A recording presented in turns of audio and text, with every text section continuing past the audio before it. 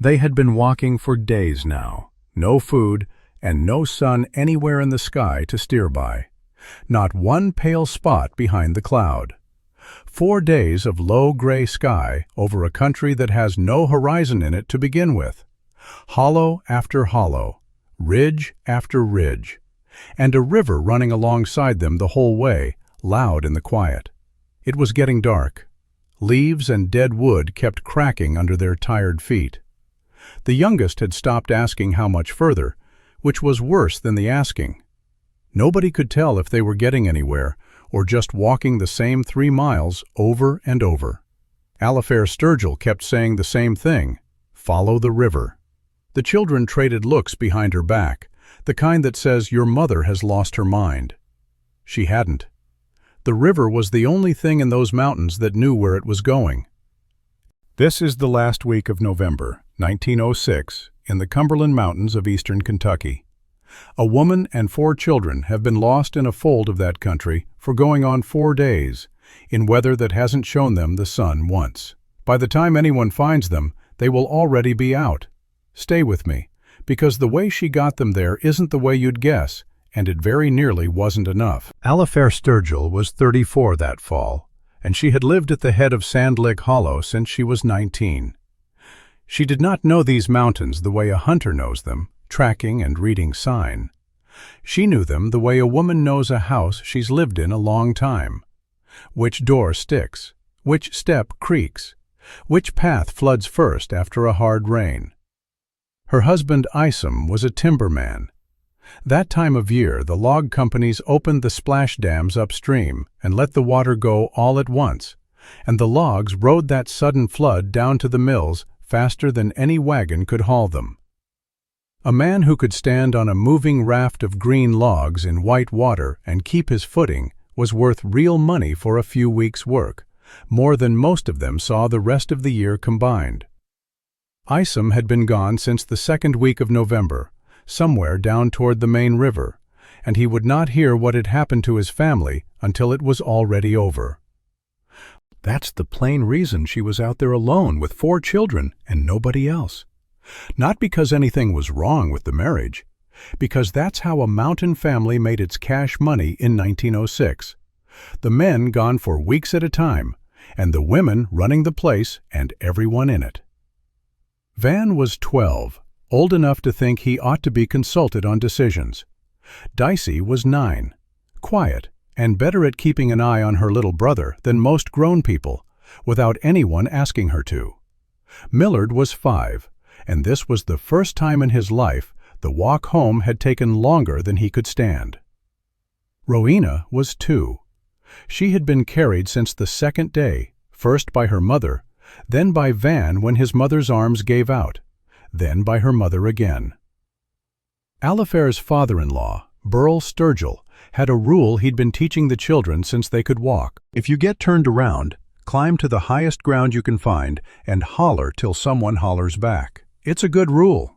It has gotten people found for as long as people have been getting lost. It has one condition built into it that nobody says out loud because it's so obvious it doesn't need saying. Somebody has to be close enough to hear you. There was nothing dramatic about how it started. That's usually how it starts. The last week of November was chestnut time, and the American chestnut in those years dropped nuts by the wagon load. It was a crop the whole mountain lived on some winters, and worth the walk over. Alafair took all 4 children over the ridge behind the house to a stand of old trees on the far slope, a walk the family had made every fall for as long as Van could remember. 2 miles out, maybe less. They filled 2 sacks by early afternoon, and then, coming back, at a fork in the deer trail that had never mattered before, Alafair took the left branch instead of the right. Records don't tell us why. Maybe the trail had washed out on the right that year. Maybe she was watching Millard instead of the ground. It's the kind of small, ordinary mistake that a person makes 100 times in a life without consequence, and once, on the wrong afternoon, with consequence. I want to be honest about that, because a story like this one gets told afterward as though the woods reached out and grabbed them. They didn't. She took a wrong turn on a walk she'd made a dozen times before, in a country where one wrong turn can cost you a week. The sky had gone low and gray that morning. Not stormy, just shut.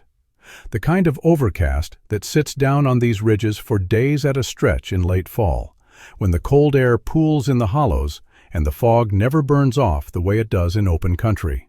Nobody wrote down exactly how many days that particular ceiling of cloud sat over Sand Lick Hollow. What we do know is that it did not break, not once, for as long as this family was lost in it. By the time Alafair understood the left branch wasn't taking them home, they'd walked far enough that going back meant finding that fork again first. And in that light, under that sky, one hollow looked exactly like the one before it. They were not lost the way you get lost in a nightmare all at once. They were lost the way you get lost in real life, one turn at a time, each one reasonable, until the sum of them wasn't. The first thing Alafair did was the thing everybody would have told her to do. She picked the highest ground within reach, got the children up it, and had them all call out together, the way Burl had taught them. They did that for the better part of an hour, until the light started going, and nobody answered. Van wanted to keep at it. He was 12, and the rule his grandfather gave him had never once failed him in his imagination, because he had never once actually needed it before. If we're loud enough, he said, somebody has to hear. Nobody had to hear anything. That was the part the rule didn't cover. Burl's advice works when a search is already moving toward you, when there are men out on the ridges within a mile or two, close enough that a shout carries that far. Nobody in Sand Lick Hollow knew yet that this family hadn't come home. Isom was 40 miles off on a river raft. The nearest neighbor wouldn't think to worry until supper didn't happen, and by then it would be full dark.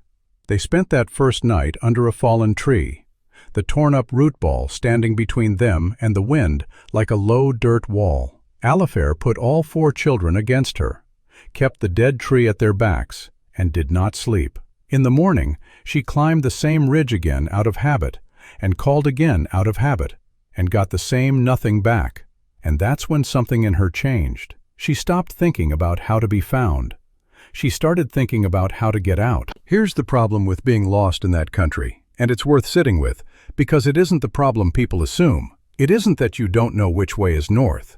In a place like that, knowing north doesn't help you. The ridges run for 40 miles without a gap. Hollow folds into hollow, and even if you'd had a compass in your pocket, and she didn't, north would only have told you which way to walk into more of the same country. What she needed wasn't a direction. She needed a way to make the country smaller. She went through what she knew, out loud, for the children as much as for herself. Moss on the north side of a tree. Her own mother had told her that one. It's not nothing. Moss likes shade and damp, and in open country the north side of a trunk does stay cooler longer.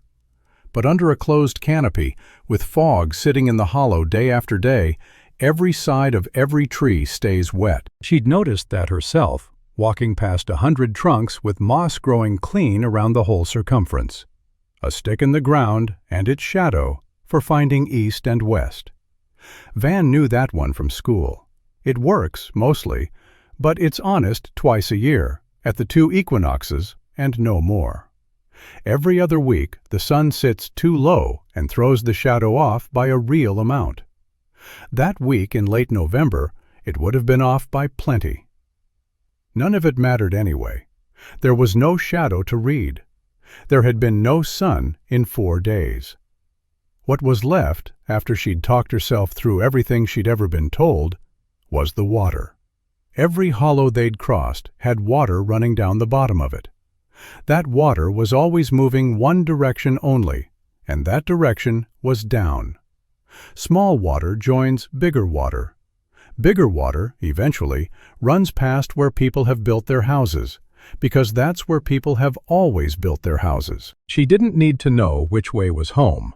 She needed to find the nearest thing that was always, certainly, moving toward somewhere. "We follow the water," she told them. "Not up, down. It doesn't matter which crick. Every crick in this country is going somewhere, and where they're all going is the same place." Van looked at Dicey. Dicey looked back. Neither one of them said the thing they were both thinking, but Alafair saw it on their faces plainly enough. Their mother had given up on being found, and started sounding like someone who'd lost her mind instead. She hadn't lost anything. She'd just stopped asking the question that couldn't be answered, and started asking the one that could. For most of the second day, it worked exactly the way she hoped. They found a branch of water no wider than a wagon track and walked its bank downhill, and the walking was almost easy for a while. The ground sloped their way, and the sound of the water gave them something to hold to even when the light dropped out of the trees. Millard had gone quiet about it by then, not because he felt any better, because a 5-year-old only asks how much further as long as he believes the question has an answer, and he'd quit believing it.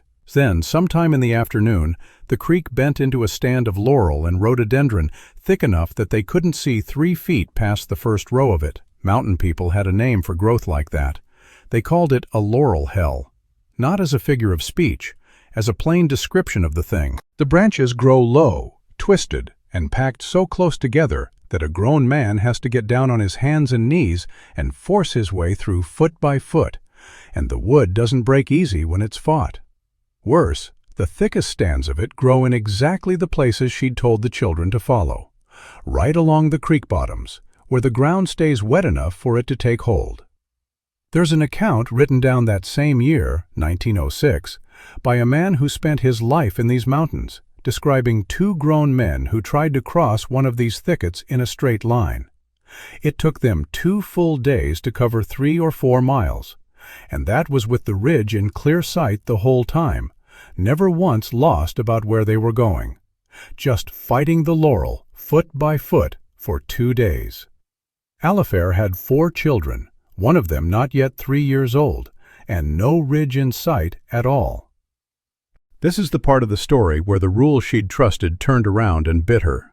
She pushed into the thicket anyway for a while, dragging Millard by the hand, Van carrying Rowena, branches tearing at all of them, and got maybe 30 feet in before she stopped and admitted what anyone could see. They would not get through it that way.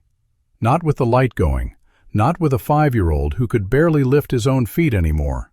I don't know what she said to herself in that thicket. Nobody wrote it down, and I'm not going to invent it for her. What we know is what she did next. She backed them out of the laurel the way they'd come in, and instead of following the water at the bottom of the hollow, she climbed 20 or 30 feet up the slope beside it, high enough to walk in open timber above the thicket line, low enough that she could still hear the creek running along below her. She'd stopped watching the water. She'd started listening to it. That was the whole correction. Not a new idea, the same idea, adjusted by 30 feet of elevation and 1 afternoon of getting it wrong first. So here's why this works, and why it very nearly didn't. 2 things, and neither one is complicated. The first is what water does in a landscape like that one. Every hollow has a low point, and every low point drains somewhere, and gravity doesn't take days off. A small branch joins a bigger creek.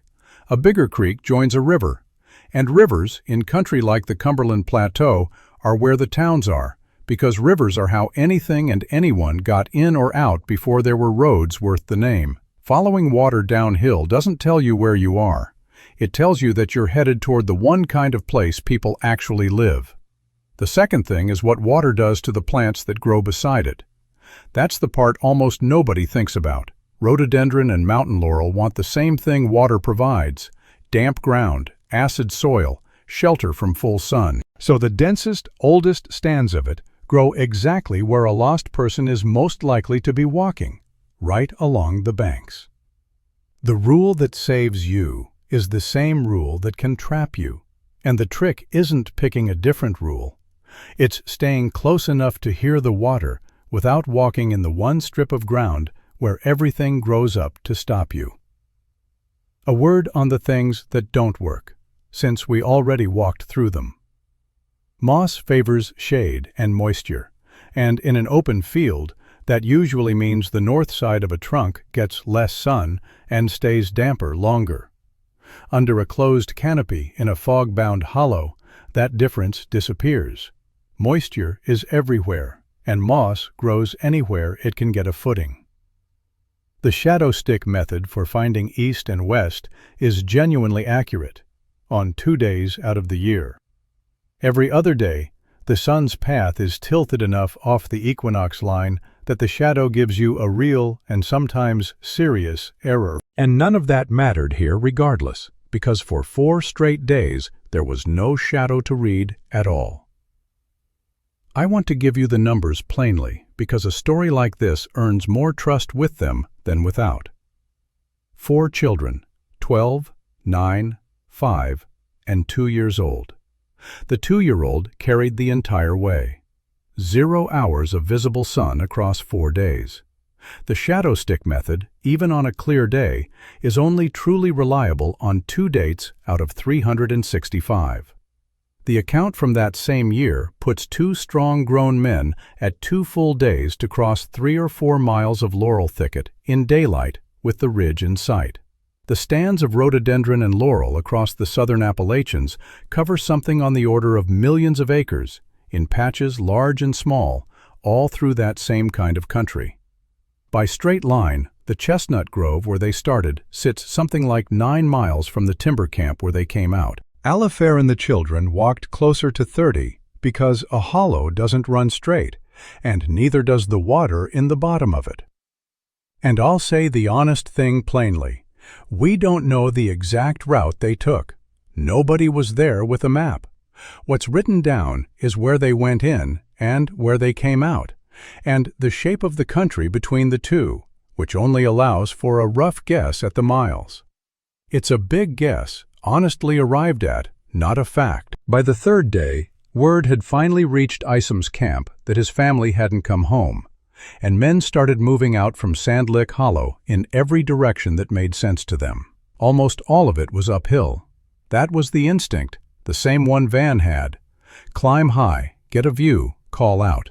A foreman on the timber crew, Hobart Ison, held the search party back from the far side of the ridge for the better part of a day. His reasoning was simple enough. A woman who'd grown up in these hills would find her own way out before anyone needed to go looking that far. He wasn't cruel about it. He was wrong about it, the ordinary way people are wrong when they trust a rule that's worked for them before. The search covered something like 8 separate ridgelines over those days by different accounts. Every one of them went up. None of them went down into the bottoms, along the water, where Alafair actually was. On the morning of the 4th day, a raft crew working the splash dam below the camp heard something come through over the noise of their own work. Children's voices. And under them, a woman's, steady, telling them to keep walking, they were nearly there. They came out of the trees above the log landing a little after 9 in the morning. Millard couldn't walk the last stretch on his own and had to be carried in. Rona was asleep against Van's shoulder. Not the easy kind of sleep, the kind that comes when a body simply runs out. Dicey, by every account, walked the last 100 yards on her own 2 feet and wouldn't be carried, though nobody asked her why, and she never said. Isom reached the camp that same afternoon. He'd heard on the river that his family was lost a full day before word caught up to him that they'd been found. Nobody ever asked him about that day, and he never brought it up. Alafair Sturgill came to see his grandchildren that week, and by what's remembered, he didn't say much about the rule he'd taught them. He asked Van what had actually gotten them out, and Van told him, "Follow the water. Not up, down." Burl didn't tell Van the old rule was wrong. It wasn't wrong. It's a good rule when somebody's close enough to hear you. He just added the other one to it, the way you add a tool to a kit instead of throwing out the one you already had. Hobart Ison held his crew back from that far ridge for the better part of a day, and whatever he said to Isom about it afterward isn't written down anywhere I could find. What is written down is that the search parties who did go out covered something like 8 separate ridgelines in those 4 days and never once thought to walk the bottoms. That's not a failure of the men doing it. It's the same instinct Van had at 12, and it's the instinct most people would still have today. Go up. Get a view. It's a good instinct. It simply wasn't the one that mattered that week. Alafair Sturgill lived in that hollow another 40 years. She was not, by the accounts that survive her, a woman who talked about it much. When she did, what she said wasn't about courage, and it wasn't about the mountains being cruel or kind. What she said was that the water never once changed its mind about which way it was going, and that on the worst days, that was the only thing in those hills you could trust to hold still. If a story like this is the kind you want more of, there's a channel full of them, and the next one's already coming together. Because in the years right after, in a different part of the country, a family with no fuel and no coal train coming would learn that the warmest room in their house wasn't the one with the fireplace in it. It was the one with the animals underneath it. But that's a story for another night.